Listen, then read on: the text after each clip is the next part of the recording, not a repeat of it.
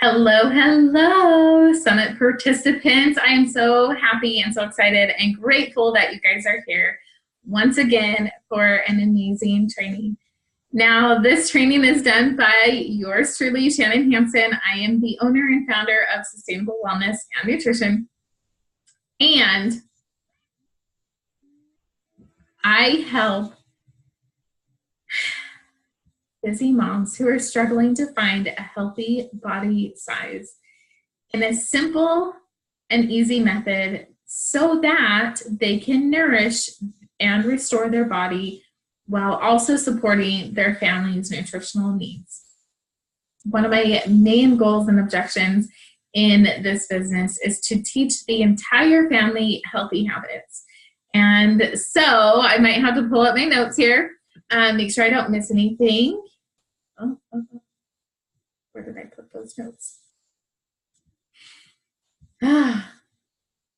Okay, let's see, you guys. Right here. Okay, so today we're going to be talking about the 7 healthy habits that I designed that helps women love their body. So I shared some very vulnerable things on my Facebook group the other day, and it was all about this really difficult time period in my life and when I really started struggling with my own body image issues. So to make a long story short, I had a lot happen in a very short period of time. So 4 years ago this month in April, I learned that I was, let me think.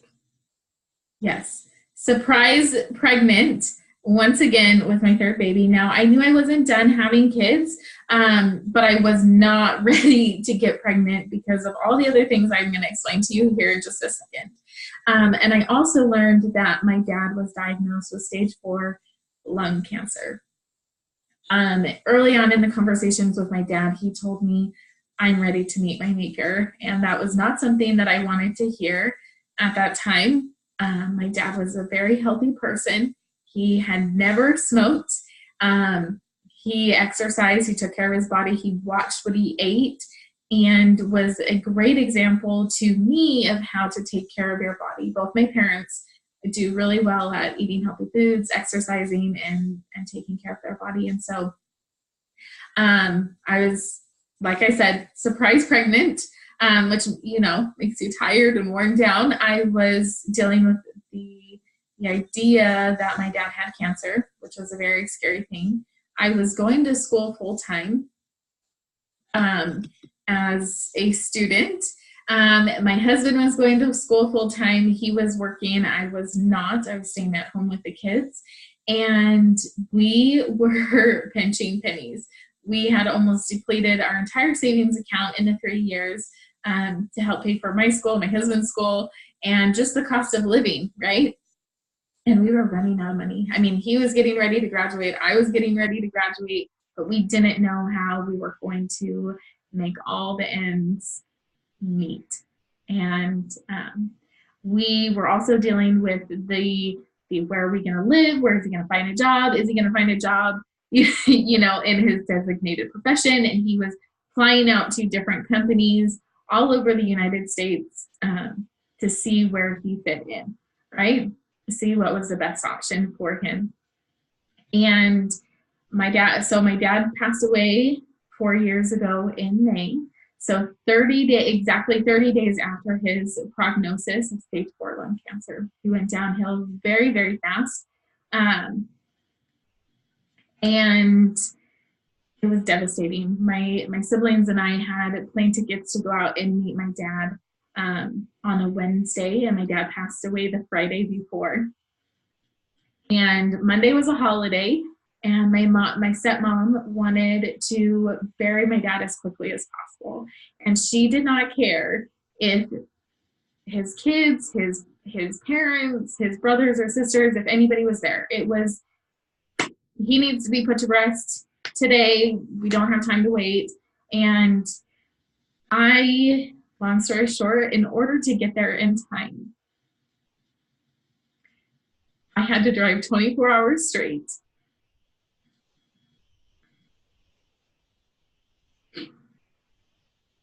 And I had to deal with all the emotional side effects of being pregnant and to dealing with my dad's loss, on top of the financial strain that we had. Because of how I couldn't get my flight changed around. I couldn't do all these things in the time that I needed to. And I ended up spending more than our monthly salary at that time just to be able to get there to be at my dad's funeral. And that time was so difficult for me. Those 9 months of pregnancy, of gestation, I really didn't even have time to grieve the loss of my dad. And because of all of the other life events that were happening, I ended up moving. A short time later, my husband drove us down to the new house in the new location, which was a choice of my own. I wanted to get out of the place that we were living. We ended up back close to family, and so I wanted to be back by family. And I knew that the last 2 weeks of schooling for him was going to be very intense. And he had a lot of exams, a lot of reports and projects and things. And so we decided that I should go down and set up the house without him and to take the kids. And so again, he was finishing up. I was all alone for 2 weeks, setting up the house and getting everything up and ready, and just trying to put our life back together and get started with everything. And I turned to food. I started using food for my scapegoat because, like I had said, I didn't have time to grieve. I didn't have time to work through some of these issues that I was facing, and just the chronic stress of everything feeling like it was just piling on top of me. And so through this process, through this journey, I had delivered my third baby at over 200 pounds. I'm 5'3", and I was devastated.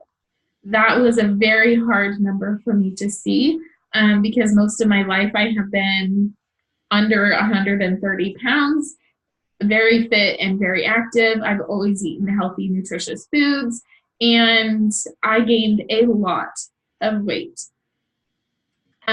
very quickly, obviously, because I'm pregnant, and doctors were concerned with my health, and it was just a very difficult time. And that was the trigger for me dealing with my own body image issues. I have had a few before, but this was like devastating, you guys. And I remember after delivering my daughter, I said to myself and said to my husband, I just need to take care of myself. I just need to take care of myself. And keep in mind, I graduated in October. I had this baby in January. And so I had all the nutrition degree. I had all of all of my certificates in life coaching and farming and what else? Holistic nutrition and all of the things. Like, I knew per textbook what needed to happen. And that was difficult for me because I felt like a failure. I struggled with the way that I looked. I struggled with the way that I felt. And I struggled knowing what I knew and not being able to implement it for myself. And so I didn't even know what my own journey was going to look like. And if I'm honest with you, I truly believe that God allowed me to go through these things and these experiences and to have the struggles and the challenges that I have, because now I can now relate to a lot of my clients. I know what they're feeling. I know what they've been through. Sorry, that'll fix my pants. I've experienced them. I've seen them. I've felt them. I've had to overcome them myself. And all of the things that I do in my business is not, I mean, yes, it is to help you guys, but it's because I've had to do them out of necessity for my own health, for my own restoration, for my own family. So today I'm going to be sharing with you 7 healthy habits. Now, at the end of this, I will be linking up all of the dates, all of the start dates, the registration and things. I'm doing a 7-day healthy habit summer slim down free. I haven't decided on a name, but a challenge essentially is what it's going to be. I will most likely be giving away gifts and prizes. I'm pretty sure. Actually, I know I am. I just haven't decided what the prizes and the gifts will be. But I love doing that for people who really truly take action in their life, because I think it is an incentive for you guys, other than having the scale victories, right? And sometimes having someone on the outside be like, oh my gosh, Cindy, oh my gosh, Jessica, oh my gosh, Ashley, you're taking action in your life. Great job. I'm going to reward you. Okay. That's exciting. That's like you get excited and you're like, oh, I'm doing good things. Like you have external input, stimulus that makes it exciting for you to continue going on this path. All right, so let's get into the 7 healthy habits. So step number 1, or healthy habit number 1, is eating breakfast.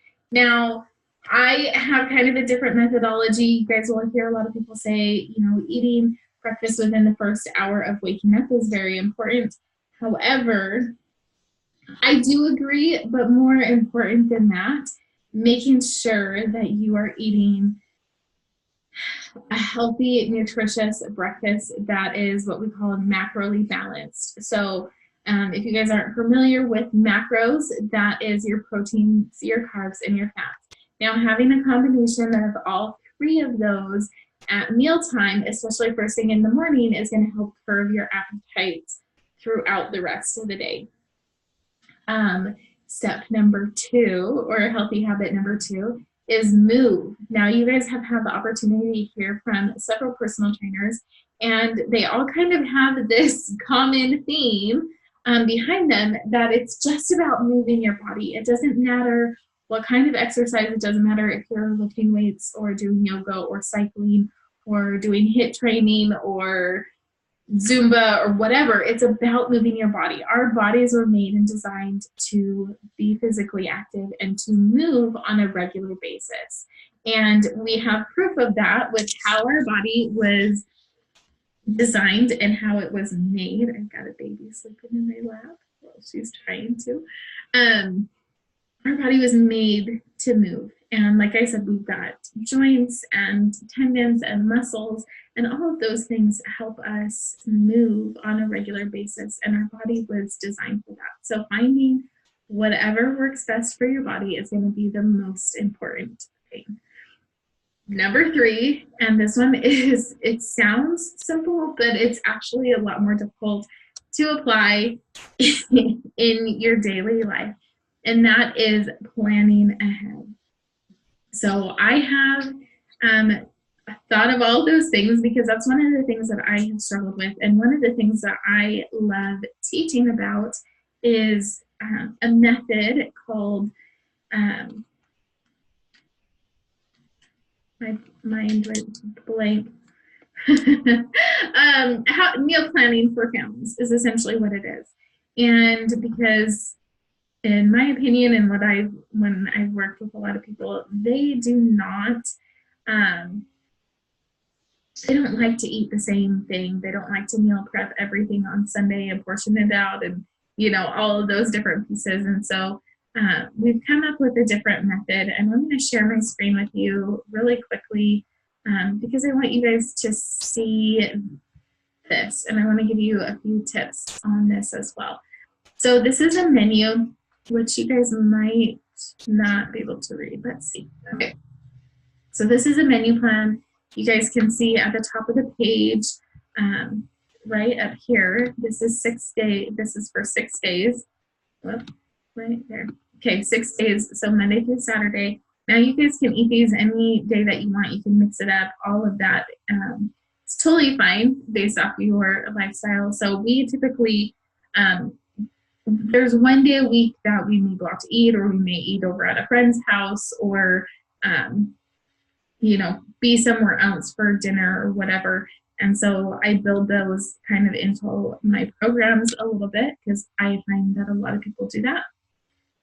The second thing that it has, whoops, is a grocery list. Now, you guys will also see that some of these things you probably already have in your pantry, like apple cider vinegar, coconut oil, things like that.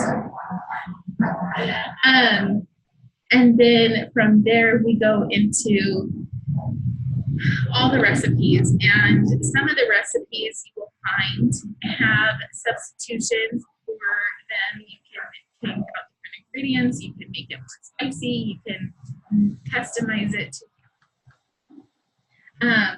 So there's that. There's a whole system that I teach you guys on how to meal plan and meal prep these. Meal plan and meal prep for your entire family in a way that's going to support everyone, and so that mom doesn't have to make multiple different meals to help her find her healthy body size and that her whole family will love. Okay. And some of the things that I like to do really quickly is after I go grocery shopping, I wash everything. Okay, bring it over here. I wash everything, dry everything, and begin to cut things up so that when I make dinner, or when I get lunch ready for my kids, and I make snacks, all of those different things, the hard work is already done, and I'm able to pull a meal together in 3 to 5 minutes. Now, people don't believe me, but I promise you, it happens. Okay, and it's not a sandwich, it's not peanut butter and jelly, it's not anything like that. These are wholesome meals that my family loves. So if you guys are interested in seeing how I do that, go into my private Facebook group community, and I have a video that I just recorded. It's called meal prep for families or something like that. So go search in there, or if you need help after you join, I'll find it for you and I'll tag you in it, okay? Step number 4, or healthy habit number 4, I keep saying steps, but they're really healthy habits, okay? And that is snacking on the go, you guys, and that goes with planning ahead. When I plan ahead and I meal prep for my family in the method that I do, where we have lots of variety, I'm not cooking all the food,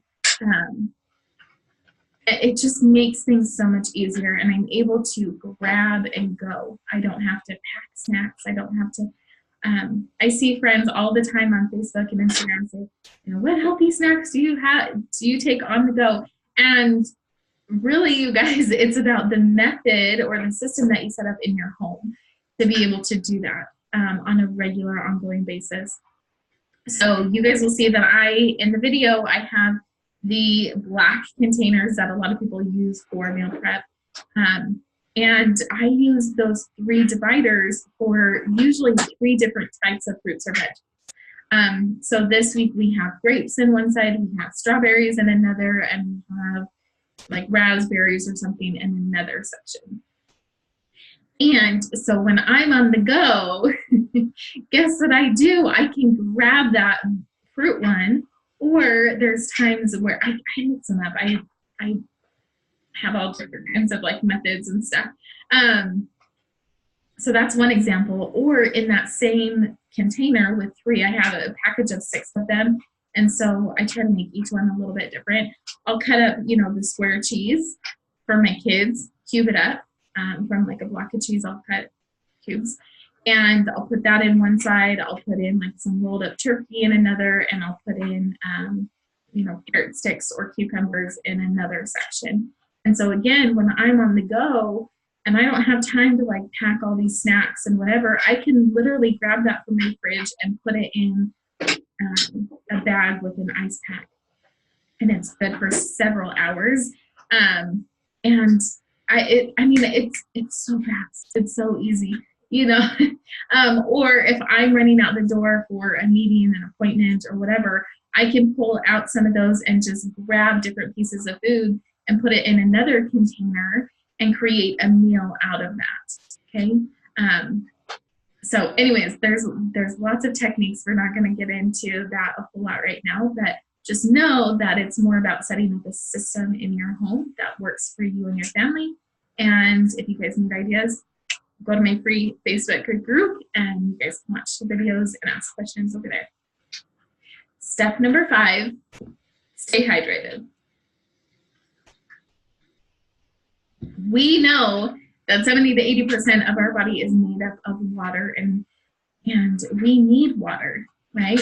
It helps cleanse our body. Our kidneys are responsible for filtering our blood and excreting the excess, right? And so water is one of those things that helps support our livers as well as other organs and systems in our body, and cleansing, and helps our brain, our cognitive ability, it helps our stomach, and helps us not overeat. Sometimes when we feel hungry, all we really need is some water. So one of the tips, if you guys have a Fitbit or some kind of smart device, if you guys haven't moved in a while, right? If you have a desk job, or if you're like me, I work with a lot of clients, so it's a lot of sitting and not running around. Your Fitbit or Apple Watch or whatever can ding or will ding and say, hey, get up and get moving to get your steps in. Guess what? You can use that to do that and to take a quick drink to keep your body well hydrated if you have issues with that. Another thing that I have recently discovered and love doing is I use the balsamic vinaigrettes from some of the local stores around me. They have like peach flavor and lemon flavor and all kinds of yummy, delicious flavors. And I just put a little bit in my water, and then I have a flavor that goes along with it. And it's so fun to have that variety. For not a lot of calories, you guys can, put berries or fruit in your water and infuse it and get some extra fiber, as well as some taste. So there's some ideas of that. And then step number 6 is get enough sleep. Now, I don't know about you, but this one is so difficult for me, being a mom, being a business owner, trying to be a friend to people and trying to have a life and all of these different things. It seems like sleep is one of the first things that goes. Whether I'm waking up at 5 o'clock in the morning to get things done before my kids get up and get going, or whether it's staying up late to spend time with my husband or to go out with friends or to work on extra stuff for my business that I just simply don't have time for, or doing laundry, or, right?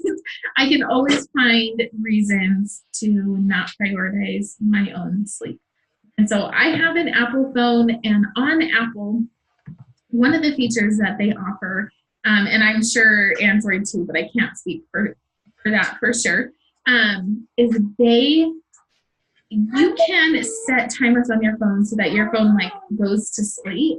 And you have to be very intentional about going on and hitting, a 5-minute snooze button for that, or disregarding that, so you have access to all the areas on your phone.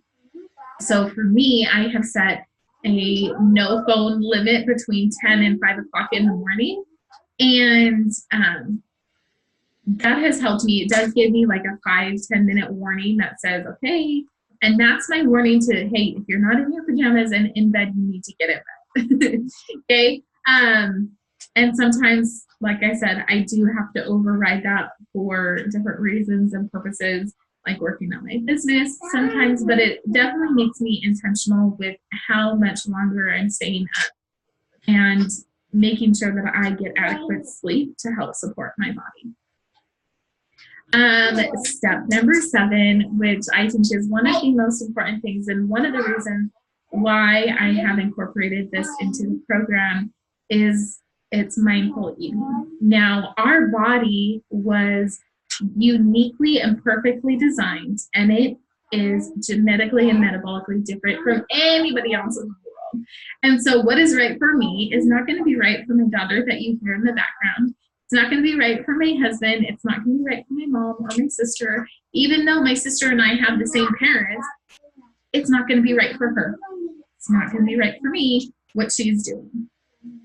And it's up to us to learn how to listen to our bodies. And this is another valuable reason why having and hiring a private coach can be so beneficial, because they can see something from their degrees or certifications, their areas of expertise, the research that they've done. All of that can help you and support you in different areas. And so what I want to do at the end of this summit is I invite you to join the free 7-day Healthy Habits challenge that I'm running. And every single day, we're going to be diving in depth on each one of these topics, giving you new tools and strategies to use. And then at the end of that 90 days, end of that 7 days, you guys have an option to join one of the low-cost 30-day challenges that we're doing. And again, we're going to just build upon these healthy habits and get that summer slim down that you guys are looking for. There's going to be some additional meal plans and recipes. There's going to be more tips and more strategies so that you guys can take this into your real life and apply it in a way that helps support you getting to that healthy body size, but also your family. It's going to be a journey that you guys can take together without it feeling restrictive, without it feeling yucky, without it feeling nasty and gross, or like you're dieting, okay? So anyways, I hope you guys download the 7 Healthy Habits template so you guys can refer back to them. And I hope you guys choose to join the free 7-day Healthy Habit Summer Slim Down Challenge that we have happening later this month in April. We'll see you guys a little bit later. Thanks.